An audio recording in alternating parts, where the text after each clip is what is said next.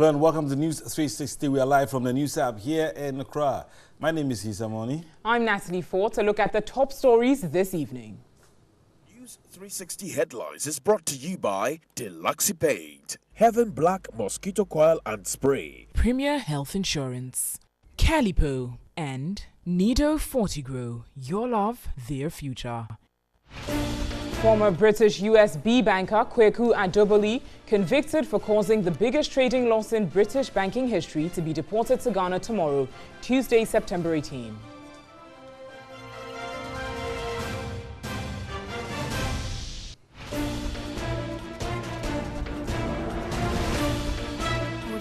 Limited voter registration resumes at Chirponi.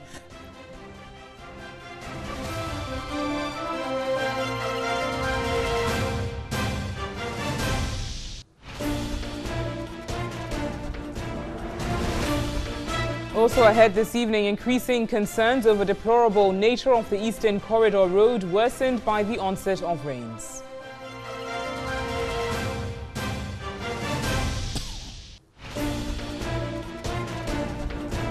In business this evening, Chairman of the Ghana Spare Parts Association blames depreciation of the cedi on repatriation of profits by multinational companies.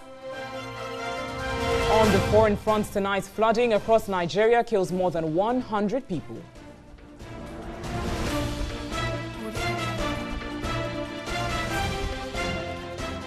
Stay with us here on News 360. We bring you the details of these stories and some more news. As always, our bulletin streams live all across the world on 3news.com.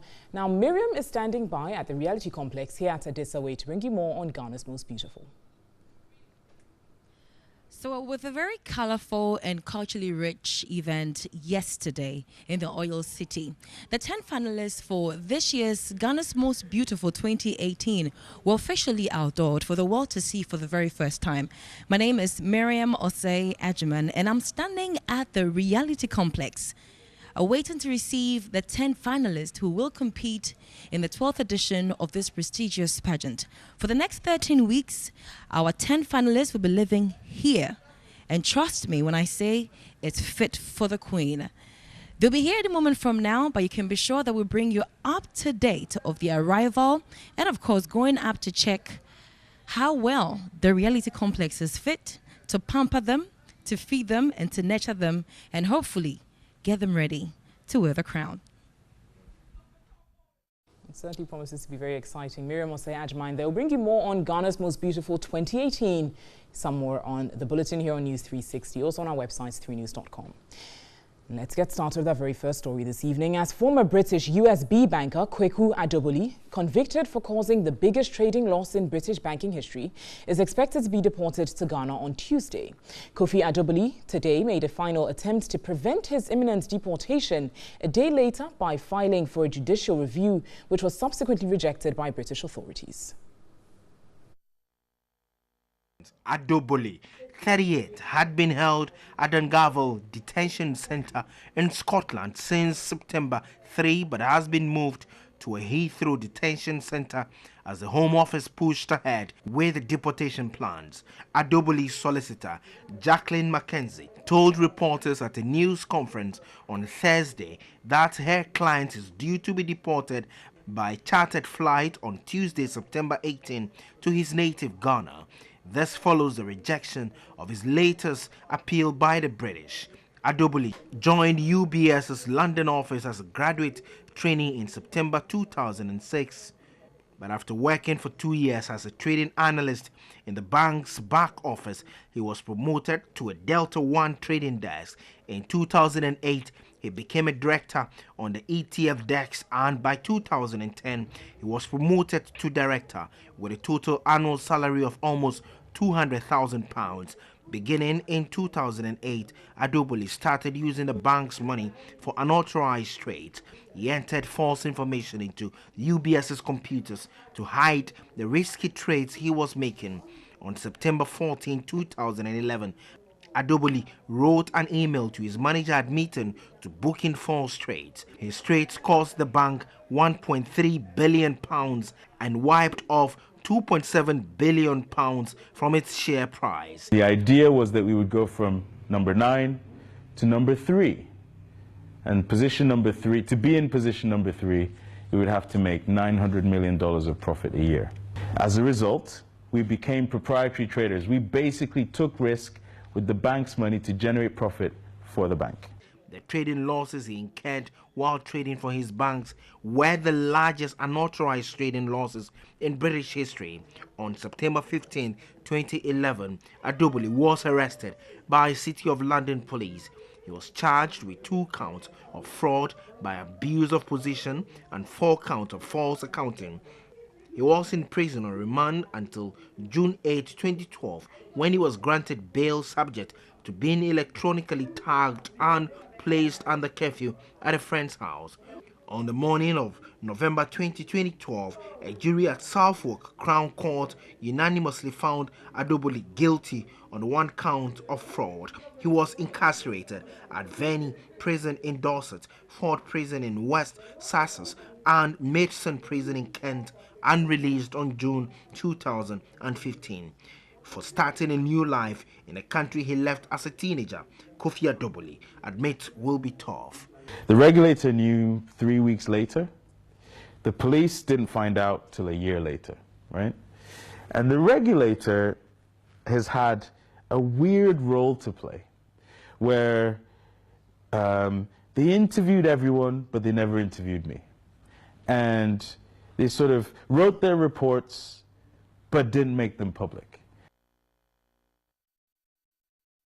And now, President Akufo-Addo has urged the new Vice Chancellor of the University of Education, Winneba, to promote reconciliation in the university. Speaking at the investiture of Very Reverend Father Professor Anthony Afo-Broni, the President noted the ceremony is taking place on the heels of recent disturbing issues in the university. Reverend Father Professor Anthony Afo-Broni becomes the 4th Vice Chancellor of the University of Education, Winneba. President Akufo-Addo indicated government has demonstrated its commitment to the growth of the university, adding government will help ensure University of Education Winneba fulfills its mandate. The President tasked the university together with others to prepare for challenges which will confront them when population of students seeking admission increases in 2 years as a result of the free senior high school policy.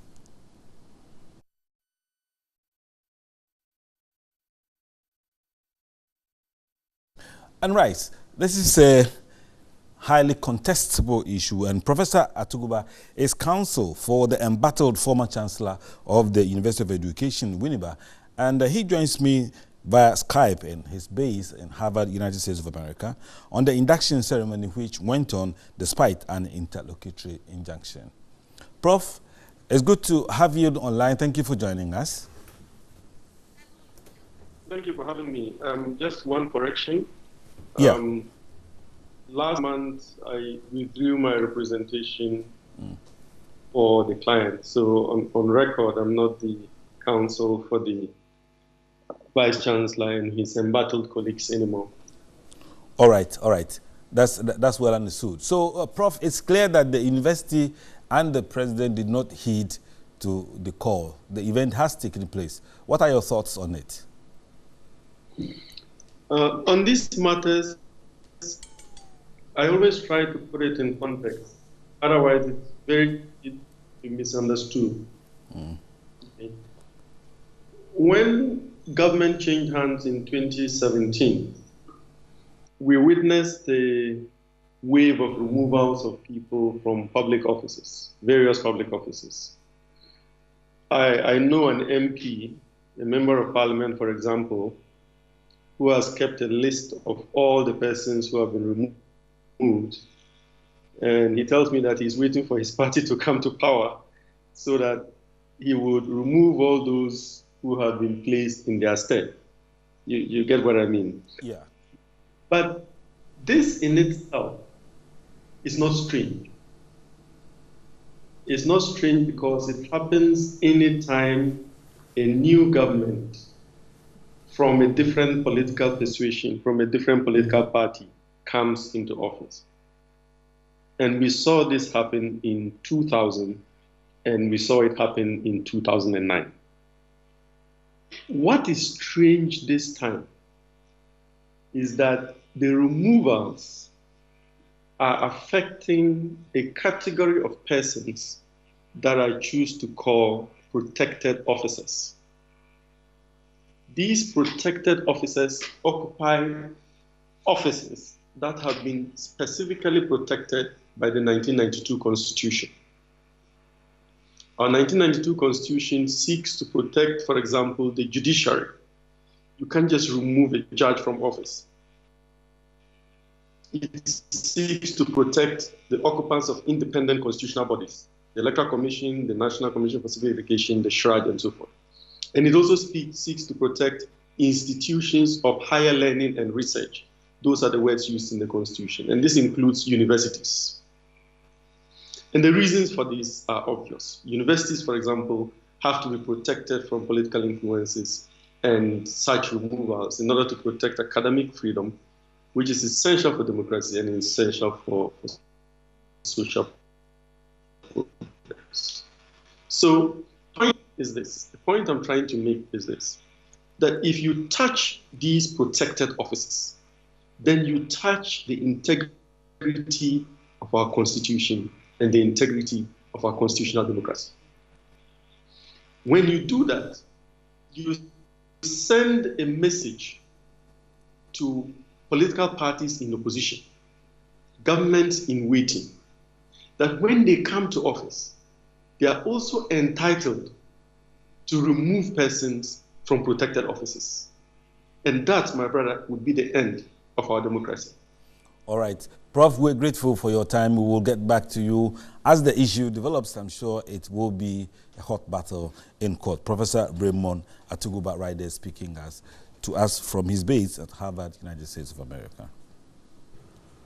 Certainly, Issa. Let's turn to some other stories this evening as there are increasing concerns over the deplorable nature of the Eastern Corridor Road, which has worsened following the onset of the rains. The delay in executing the project has renewed doubts over government's commitment towards its completion. Here's reports by Evelyn Tingma.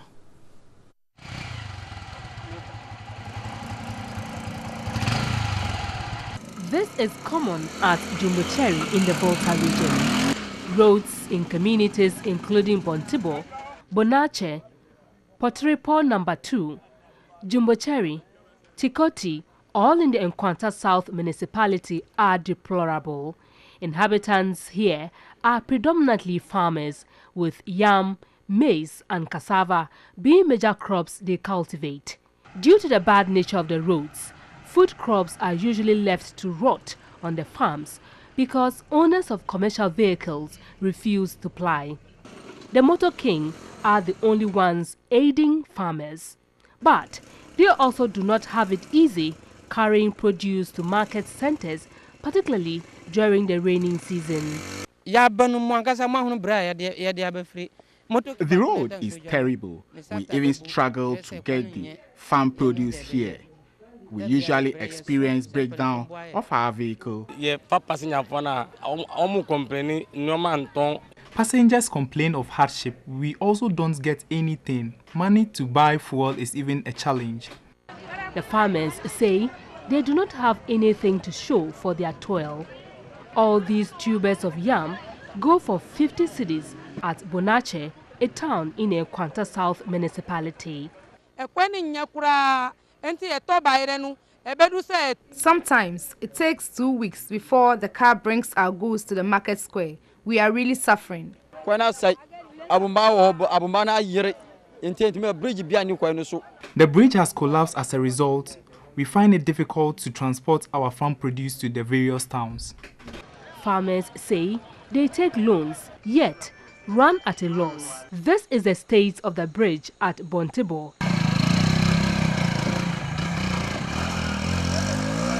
Lives definitely are at risk if immediate attention is not given to it. Most communities have been cut off as a result. Flood water and weeds had also taken a part of the road at Jumbocherry. Residents say a misunderstanding between inhabitants and drivers who had wanted to turn the town roads into the main road resulted in gunshots, where about 5 people were injured and hospitalized. The MP for Nkwanta South, Geoffrey Kinney, confirmed it. The town roads and the community refused. It resulted to a fight, and the police commander, they came to talk to the people and promised them that they were going to take the matters up. He contends he cannot fix the roads alone and asked government to intervene by completing the Eastern Corridor Road. A lot of our road network has been flooded, and as a result of this, most of our communities have been cut off.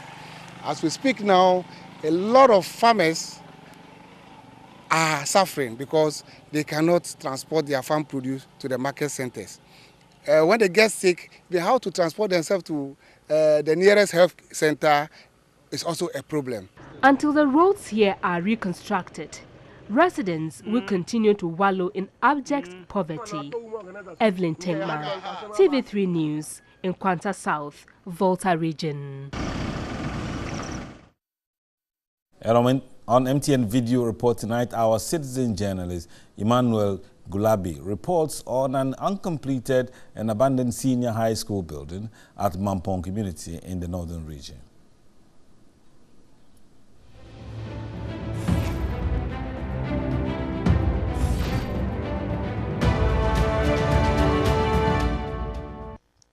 The Namong Community Senior High School in Yunyo Nason District, formerly Bungrugu Yunyo District.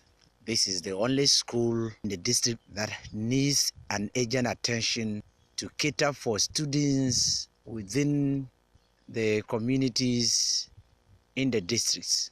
I am very, very sad to have seen this school starting 2014 up to date, that is still not complete. Students that hustle to get to far places to school.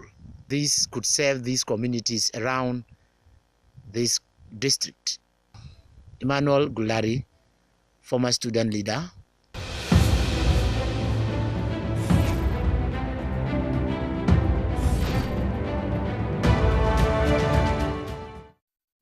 Well, Emmanuel Gulari putting his community, Namong Yunyo, on the map. So put yours also there by sending us a report. Send it to WhatsApp number on 055-1433-044. You're watching News 360. We've got some more news coming up for you shortly. Stay with us.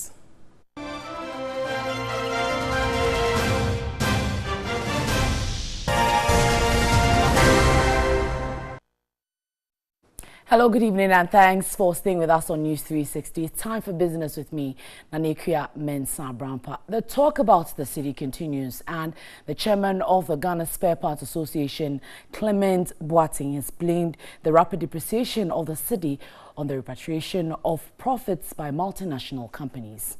He wants government to compel multinationals to retain at least 30% of their profits to reduce pressure on the dollar. The recent blip on the foreign exchange market has resulted in the depreciation of the Ghana cedi against the dollar, with the dollar being exchanged for as high as 4 cedis 95 pesos. The central bank insists the situation is not out of control, while government argues the rate of depreciation is lower than in previous administrations. However, chairman of the Ghana Spare Part Dealers Association is suggesting the retention of some profits made by multinational companies. Multinationals that we have in this country, like the Unilever, like the Telecos, at the end of the year, they make a repatriation of 100% of their profits back to their home country. And we don't think it is the best.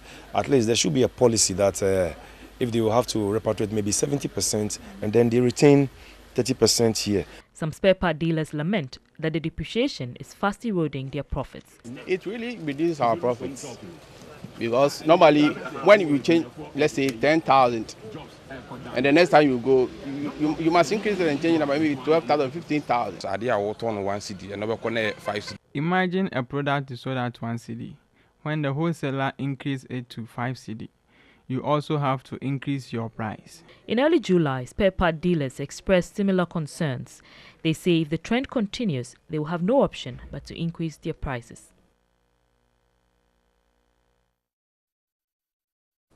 And away from the talk about the city, 46-year-old Kumasi trader Isaac Anefi has been adjudged the overall winner of the Big Shave Win promo. Now, 70 others were presented with consolation prizes at the final draw in Kumasi. The Big Shave and Win promo commenced in June and ended on August 3. Customers had to buy the Big Sensitive and Big Comfort shaver to enter the competition. 44,900 entrants were received at the end of the promotion, which was intended to reward loyal customers. For the past 2 years, we have seen a lot of participation from Ghanaians, and they've really patronized our product. So we felt that for the level of penetration that they've given to us and increase in our market share, we needed to give back something to the Ghanaians, and that was what has necessitated the promotion. Isaac Anefi's number was drawn as the ultimate winner of a Suzuki Alto 200 saloon car. The surprised trader rushed from his Antoa Kenyasi home to the Kumasi Central Market for his prize. He said he only tried his luck with the least expectation of winning.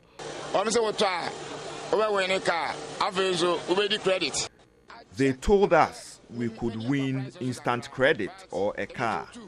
It's been long. I only remember buying one for myself and one for my brother. The business development manager noted the Big Shaver is gender friendly and for all types of skins. This is called Big One Sensitive, and we have a Comfort 2, we have Big 3, and we have Flex 3. So the point is that this Big One Sensitive is a basic shaving stick, which is, we have a technology called nanotechnology. So it helps our product to get a sharper blade. For people who want to avoid bumps, they need a better cutting blade and they don't want bumps. It is better for them to use our product. Big is a family-owned company and a world leader in stationery, lighters and shavers. For more than 60 years, Big has honored the tradition of providing high-quality, simple, inventive and reliable choices for everyone, everywhere, every time. Right, so if you're still asking if fuel prices will go up, BDCs are selling to OMCs at a price increase of 5%. So there's more detail on 3news.com, but that will do for business tonight with me, Nanikia Mensah Brampa. Isa Hesmo. Thank you, Nanikia. Let's do some more news tonight. And the limited voter registration has resumed at Chirepone in the northern region after the chief of the town had called for the exercise to be halted. According to the head of communication at the Electoral Commission, Eric Jakwasu, a District Security Council meeting has resolved the challenge to pave way for the exercise to continue. The limited voter registration suffered a setback when the chief of Chirepone called for the halt of the process in the town. According to the chief, he does not want he and his people to lose their loyalty to the Dagbon tribe. The Dagbon tribe swears allegiance to the Yana who enskins the chief of Chirepone. There was a District Security Council meeting to resolve the problem. There's a residential requirement. So you need to go to where you are resident permanently or ordinarily resident to register. So far it has been good, it has been orderly. Nothing untoward has happened except in Chirepone, where we had some hitch, but that one too has been resolved by the DISEC and the exercise is going on smoothly now at Chirepone. The registration is an opportunity for Ghanaians who have recently attained the voting age of 18 and adults who for various reasons could not register during the previous registration exercise in 2016. Phase 1, which is the Zone 1 registration, is made up of 47 districts demarcated for the December 27 referendum to create the 6 new regions. The OT area in the Volta region, the Western North in the Western region, the Savannah and Northeastern in the Northern region, as well as Bono East and Ahafo in the Bono Ahafo region. What we are doing at the moment is that we are registering directly onto the VMS, which is installed in the district offices. So in effect, we are not sending the BVRs to the kids. So applicants are required to go to the district offices, apply, then you'll be registered there, and then you take your ID card. Then the data also goes immediately to hit the data center. That makes it online. Phase 2 or Zone 2 will be after the exercise is completed. Modalities and the time will be communicated in due course. The voters register will be exhibited for people to verify their data in terms of names, age, polling station and polling codes. The law requires that on an annual basis, the Commission revises the voters register by undertaking a limited voter registration exercise. Meanwhile, the Dagbon Traditional Council, at the instance of the paramount chief of the Trepone traditional area, Malabar Jaminja Kofi, have petitioned President Akufo-Addo protesting the inclusion of Trepone district in the proposed northeast region. The petition stated that Trepone is an integral and inseparable part of Dagbon and will not be allowed to be added to any proposed new region. The petition recalled the unanimous resolution of the Dagbon Traditional Council not to cede any part of Dagbon for the convenience of creating new regions and reiterated that this position had not changed. Right, you're on News 360 and we'll return shortly with some more news. Stay with us.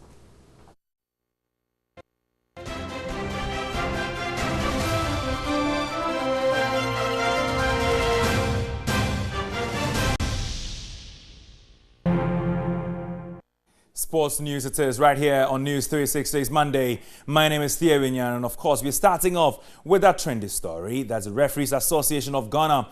They've handed 8 referees who were captured taking bribes in the investigative piece by journalist Anas Arimiyawa Anas lifetime bans. 61 other match officials who also appeared in the documentary have been suspended for 10 years. Yafo Sulabi has the details to this one. Expose is still shaking things up in football in Ghana. 3 months after the public viewing of the controversial documentary, heads have begun to roll. The Referees Association of Ghana have issued a statement to hand out punishment to offenders and exonerate the ones who did not engage in any wrongdoing. The Referees Association of Ghana, in a statement, said they were acting on a complaint made by Tiger IPI that was subject to investigations. Out of the 61 who were found guilty, 8 of them have been handed lifetime bans. Among the 8 we will never see again in the center of the field include referee David Lai, Reginald Lathbridge, Samuel Suka and Dali Gagba. The other 53 have been handed 10-year bans by the association to stay away from the game. Retired referee and trainer Joseph Wellington, Eric Nantier, Dawood Radrago, Cecil Fletcher and Teresa Koyam, who have all received CAF bans, will also be absent on the Ghanaian terrain for a decade. The Referees Association of Ghana have resorted to strict punishment to clear the system of corrupt officials and restore public and club confidence in the association. 14 of the referees who were reported to the association were found not guilty and will therefore continue their work when football returns to the country soon.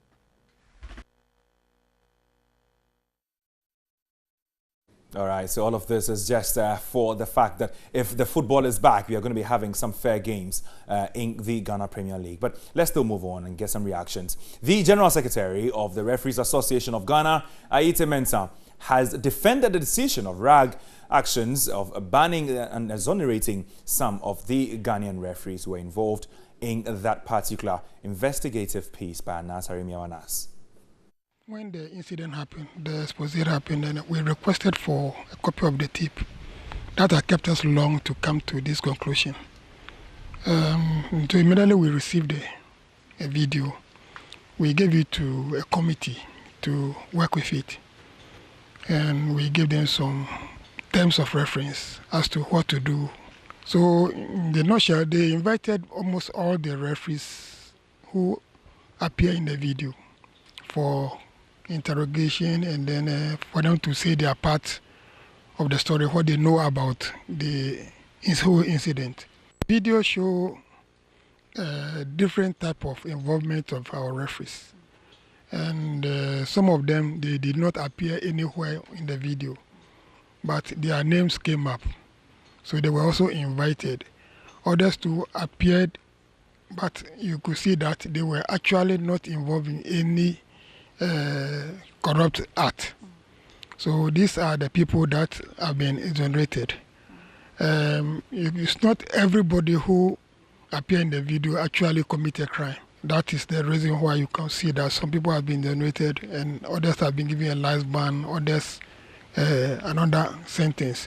Because they all involve themselves in different ways. I hope nobody commits a crime again.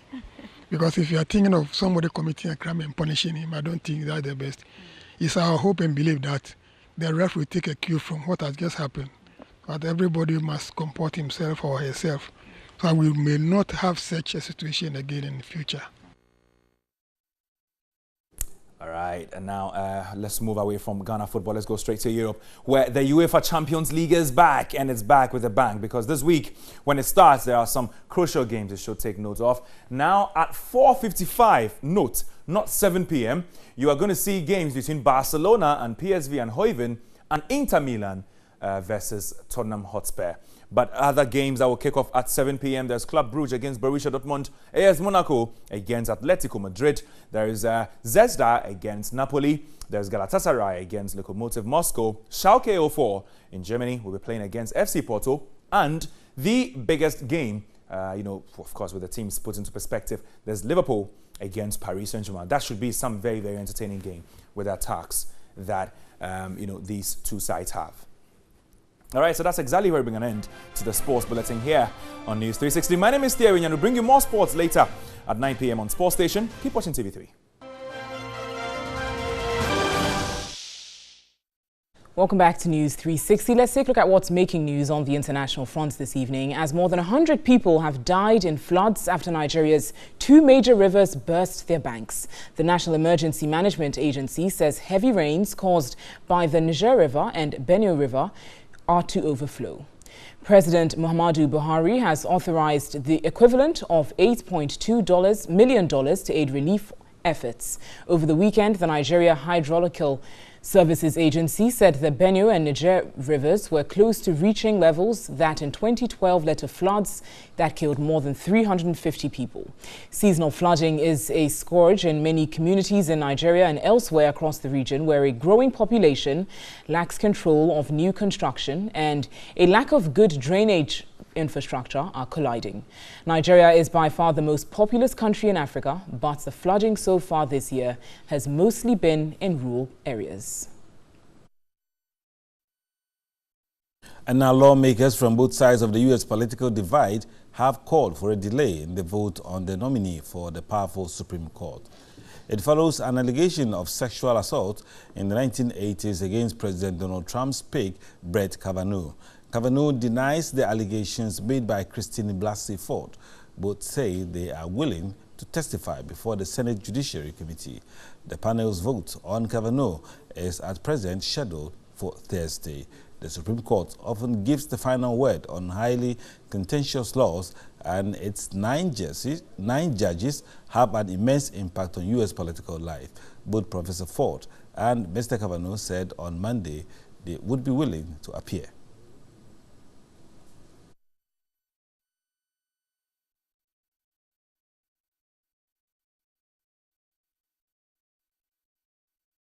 There's more international news on our website. It's 3news.com. Stay with us here on News 360. We've got more for you shortly.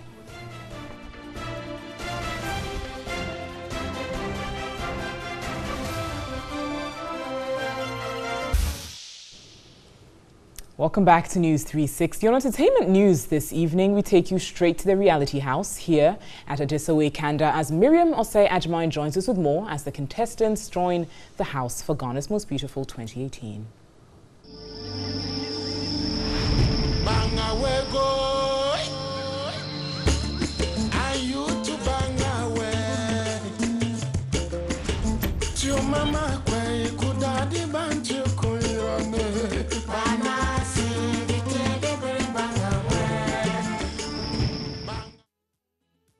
You on TV3. I'm bringing you live pictures from the reality. Our 10 finalists for the 12th edition of Ghana's Most Beautiful, they're here, and in just a few seconds they'll be walking on the red carpet to enter the reality complex, where they'll stay for 13 weeks. Of course, we'll have our group head of marketing, Mrs. Doreen Planche, to do the ribbon cutting ceremony. We'll walk into the reality complex. It's the same has housed contestants for the past 12 years. So you can do the maths. All the queens that have walked through this house, and usually we make the reality complex very comfortable. We make them feel at home and add extra pecs to it. They will have their massage moments. They will have their ups and their downs. They will have days that they'll be pampered. There are days they'll be moody. So it means that our queens must be very, very tolerant. I'm sure that they've psyched themselves up mentally, to keep up with the stress that will come with the time in the house sometimes. But it's important that we house them all in one place. That way they can be mentored. That way they can be trained to become the queen that we want them to be. Week in, week out, they will give us updates on what's happening in the house. For instance, they have to choose your own house prefect if you like. They have to choose your own leaders if you like. So it means that for those who are new to leadership, they will learn a few of those skills at the reality complex. Welcome everyone. Thank you. How are you excited? Yes. So today is the day we've all been waiting for, right? We are going into the reality house. The fun begins, the excitement begins. So I'm going to cut the tape and welcome you. So there you have it. For those of you who are seeing them for the first time, for the Upper East region, it's represented by Portia Dunlungu, but will be known as Wikia in the competition. Upper West is represented by Nang Ruby, will be known as Noor in the competition. The Northern region is represented by Suleiman Nebia Feruza, will be known as Nabia in the competition. Bronga Half represented by Lisa Ahenkan, and she'll be known as Ohima in the house. The region is represented by Abigail Insia Afra, and she'll be known as just Afra in the competition. The Western region is represented by Deborah Amwabia Inti, also known as Adepa. The Central region will be represented by Pepe Ope Labi. You can also call her Aseda in the competition. The Volta region will be represented by Messi Jifa Nkulenu, but you can call her Jifa, of course.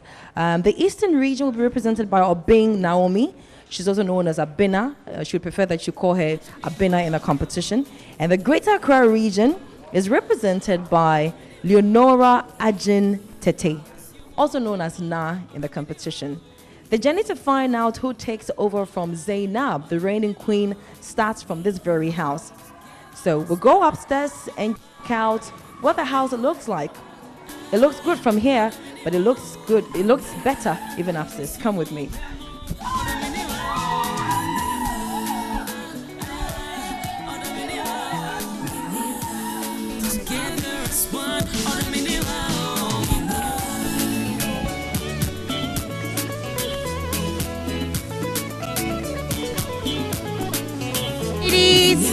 I can see the excitement is written all over you. So right now what we are going to do is choose the leader for the week. So I want you all to pick one name. Pick one. The name that you find, that person is going to be the leader for the week. What's the name? Woo!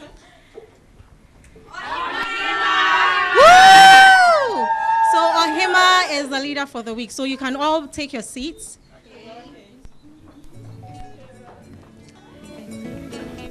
All right, so here we are, our ladies. How does it feel to be in the house finally?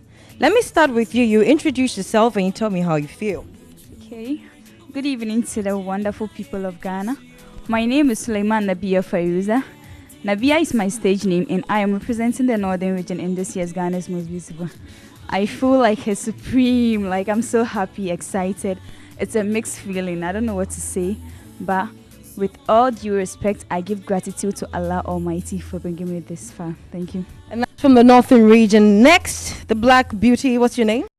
Seriously, I'm Afra, representing the Ashanti region. Seriously, I don't even know what to say. It's been my dream, and it's like a dream come true. Seriously, I'm loving the place, and then I want to use this opportunity to thank God for how far He has brought me. and then to everyone who supported my dreams. Thank you. All right, so we're expected to have 10 queens in the house today. Adepa from the Western region will be joining us very soon. She's in school and she's required to get permission before she can join the finalists. So she's on her way, and I'm sure that she can't wait to get into the house and see all of the goodies the ladies are singing tonight. Let me move on and talk to some more ladies. So I'm sure you guys have seen this house on TV, and you had imaginations. Yeah, so when you were coming into the house, what did you imagine the house would look like? I imagined the house was going to look very beautiful, full of fun, and of course there will be a lot of work to do here. So I'm hoping forward to having fun and doing the best. Thank you. Right, and what's your name and which region are you representing? I'm not Ruby. No, it's my stage name, and I am representing the Upper West region. Thank you. Nice one. And you, lady? Good evening to the people of Ghana, to the people of Upper East region. My name is Portia Wekia Dalugu. My stage name is Wekia. I'm so happy. I'm overwhelmed. I don't know. I've been seeing this house on the net, on TV, and today I'm here. I'm sure you imagine that it's going to be a fun ride in the house. Every day you're pumped, but no, you have your hard times too. Yeah. So how do you expect to get through the hard times when they do come? Your name first and the region you represent. I am now representing the Greater Accra region. We are actually in my region. So if the girls mess up, they will go and do the show in their region. Okay, I know times are going to be tough, but since you become focused, if you are focused to do something, you do it willingly, no matter what happens. So that is what I look at. So I'm going to be very focused. That is how I'll go through the hard times. So that's a warning to all of you. She says you mess up in the Greater Accra region, you go back to where you're coming from. Now, when you look back at the auditions, where did you audition? Was it Accra, Kumasi?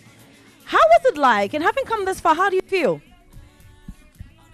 At first, when I came, I was so tensed. I wouldn't lie, I was very, very tense. But I quite had some interviews, so that brought me down. I saw quite a number of girls who I knew they are capable of doing it. But by the grace of God, I was the chosen one. And I'm extremely happy and grateful to God Almighty, because He is the main reason why I'm here today. So I just give all thanks to Him and the people who supported me from day one to now. They should keep on supporting Abna. They should never forget to test Abna to the short code 1413. What do you think they're doing now watching you on TV? They are praying for me. I believe they are praying for me to win, and they are voting massively. Which region are you representing? The Bono Ahafo region of Ghana. Ohima. Yes. First of all, I'd like to thank TV3 for giving me this opportunity. I go by the name Jifa Nkulini, and I am representing the Volta region in this year's Ghana's Most Beautiful. Well, being in this house, it feels very excited. I feel so blessed. I feel so happy that it's a dream that has come true, and I'm grateful to God for that. Thank you.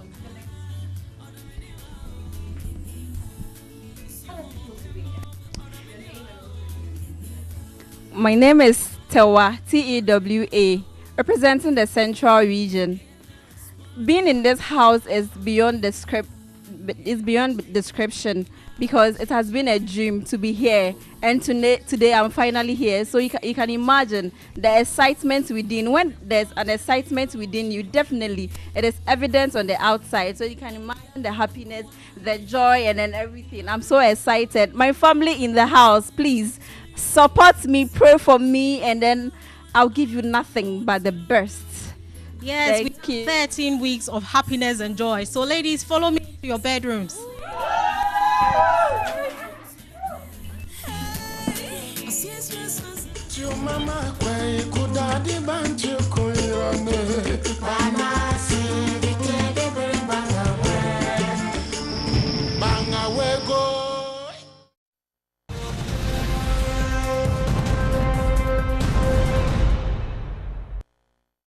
Now this one just came in. Kweku Adoboli, a convicted former UBS trader, has been temporarily saved from deportation to Ghana.